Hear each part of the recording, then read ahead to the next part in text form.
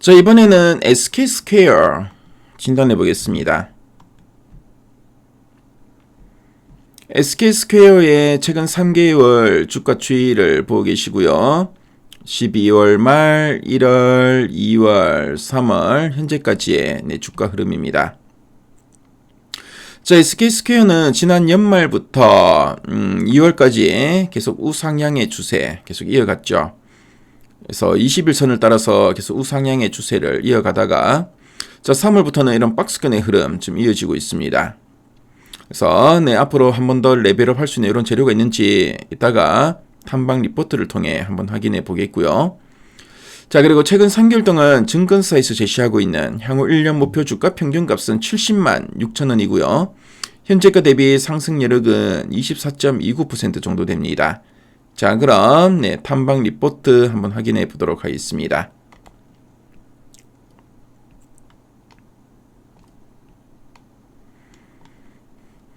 자, SK스퀘어 1월 이후 목표가 제시 추이를 한번 살펴볼게요.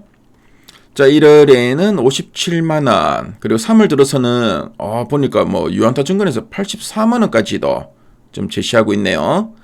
자, 가장 최근에도 74만원, 75만원 정도 제시하고 있는데요.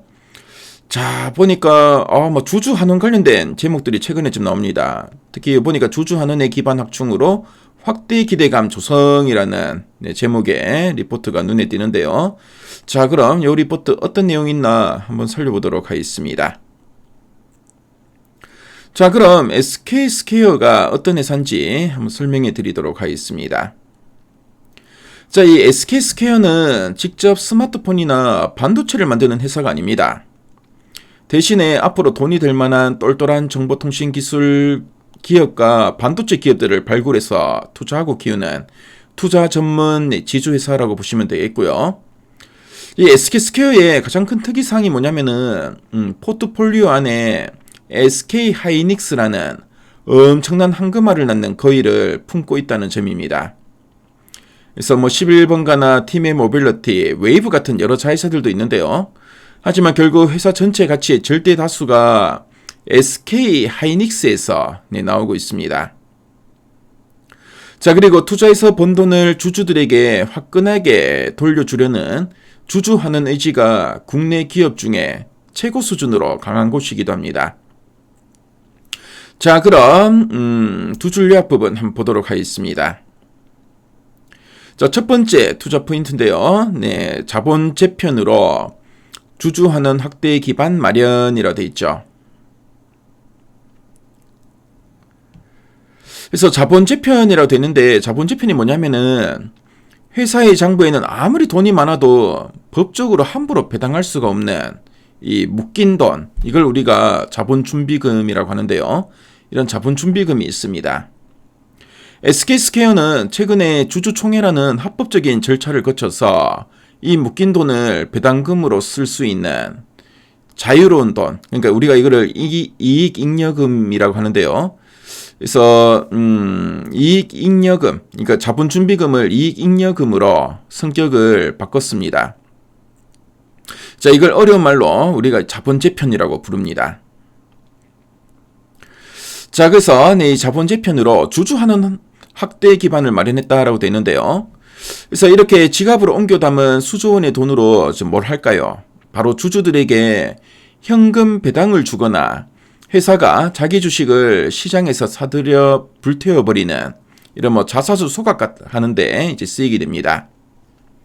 즉, 앞으로 주주들에게 보너스를 더 팍팍 챙겨줄 수 있는 완벽한 세팅을 끝냈다는 의미로 보시면 되겠습니다.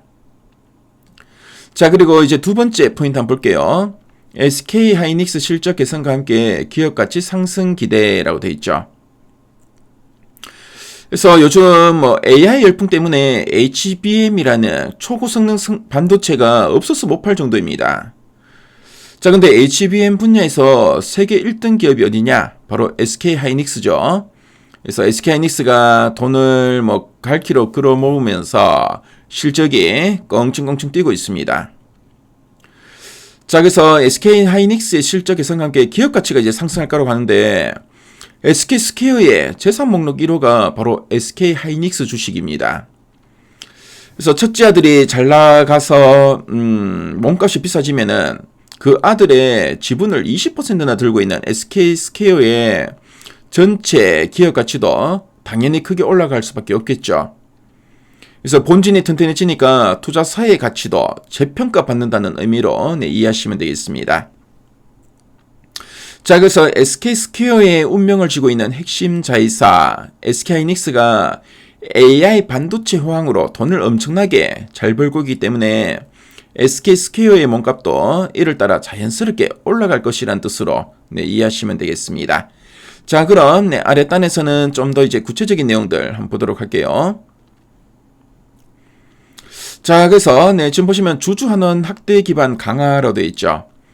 그래서 이제 자본준비금의 그 이익잉여금, 그래서 이제 자본준비금, 이제 법적으로 함부로 배당할 수 없이 이제 묶인 돈인 자본준비금이 이제 이익잉여금, 배당금으로 쓸 수 있는 자유로운 돈인 이익잉여금으로 이제 전입되면서 배당 재원이 확대되었고, 그래서 2027년 내년부터는 주주환원 규모가 상당히 많이 커질 가능성이 있다라고 보시면 되겠죠.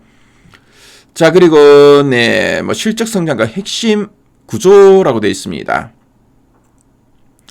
자, 그래서 핵심 자회사인 SK하이닉스의 지분 가치로 인해서 실적이 많이 급증했고, 그래서 원래 순이익은 2조 8천억 원까지 전망되고 있습니다. 자, 그래서 지금 보시면은 뭐 신규 투자보다는 기존 자산의 효율화 주주환원 중심의 전략을 하고 있고요. 자, 그리고 반도체와 AI 투자도 제한적인 범위 내에서 또 진행될 걸로 좀 보여집니다. 그래서 이런 점들이 상당히 크고요. 특히 핵심 자회사인 SK하이닉스의 실적과 배당 증가에 따른 현금 흐름 개선은 상당히 좀 긍정적으로 보시면 되겠고, 자, 그럼 상세 보기를 클릭해서 리포트 원문을 한번 훑어보도록 하겠습니다.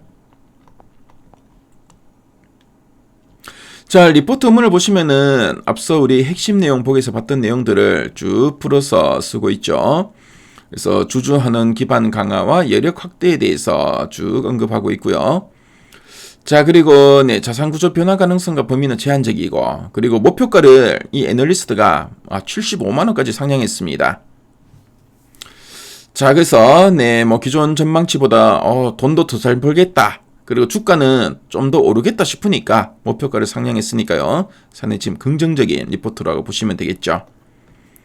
자, 그리고 뭐 관련해서 좀 더 이제 구체적인 내용들, 그리고 표나 그래프 자료도 리포트 원문에 잘 정리되어 있으니까요. SK스퀘어에 대해서 관심 분들은 미래가이드앱에 들어오시면 요 리포트 원문 무료로 보실 수 있으니까요. 꼭 한번 참조해 보시면 좋을 것 같습니다. 지금까지 SK스퀘어 진단해 봤습니다.